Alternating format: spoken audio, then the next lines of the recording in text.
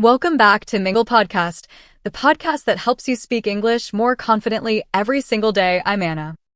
And I'm Alex, always happy to be here, ready for another good conversation. Good to know, Alex. Today, we're going to talk about something that touches almost everyone's life at some point. Marriage. Marriage. The word that can make some people dream of flowers and cake, and others run away faster than Usain Bolt. Well, whichever camp you belong to, today's episode is full of interesting vocabulary, idioms, and phrases you can use in real conversations. So, stay tuned until the end. We'll not only chat about marriage, but also break down the key words for you. Alex, do you think marriage has changed compared to the past? Oh, definitely. My grandmother once told me she didn't choose her husband at all. It was arranged by her family. Whoa, really? That sounds like something from a movie. How did she feel about it? She said she respected him, but at the start, there wasn't much love. It was more about duty and family expectations. Later, they cared for each other, but she always wondered what life would have been like if she had chosen herself. That's both touching and a little heartbreaking. It shows how marriage used to be less about personal happiness and more about tradition. Exactly. And today it's the opposite. Some young people don't want to get married at all. True. Some value independence, some feel financial pressure, and others are scared because they grew up watching their parents fight. Right. And let's not forget, weddings can cost as much as a small car. Or, if you go big, a small house. That's true. No wonder some people say, forget the wedding, let's just buy a sofa and call it a day. But the positive side is, society is more open now. Being single is not strange anymore. Yes, marriage is a choice, not an obligation. And that's powerful. You know, Alex, I also think the meaning of marriage changes depending on culture. In some countries, it's still strongly connected to family honor or even social status. In others, it's more about romance and companionship. That's a great point. For example, in some Asian cultures, parents still have a big say in who their child marries. Meanwhile, in Western cultures, it's more about personal choice. But no matter where you are, the idea of partnership and support is universal. Exactly. And that's why when we talk about marriage, it's not just a yes or no decision. It's about what marriage means to you personally. Speaking of marriage, Anna, let's talk about tie the knot. You mean when two people decide to get married, not when you're struggling with your shoelaces. Exactly. Marriage isn't just signing a paper, it's starting a journey together.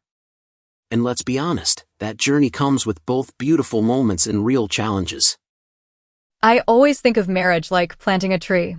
Care for it, and it grows strong. Ignore it, and well, you might just end up with a very sad-looking stick. Brilliant metaphor.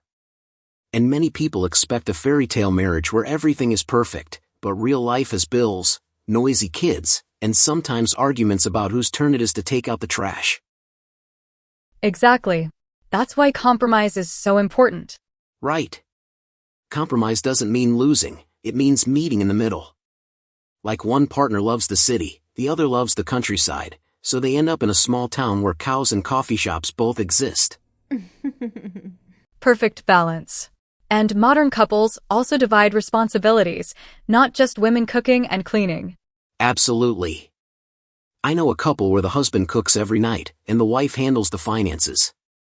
Smart system. Totally. And of course, loyalty is key.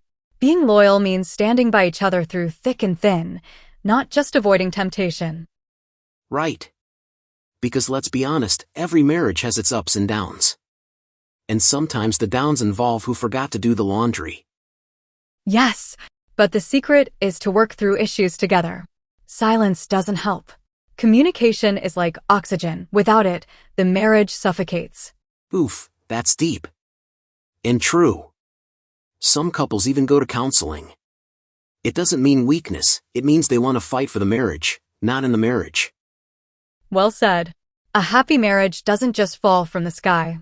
It takes patience, effort, and teamwork. And at the end of the day, the best marriages feel like having your best friend by your side, someone you can laugh with, cry with, and binge watch Netflix with.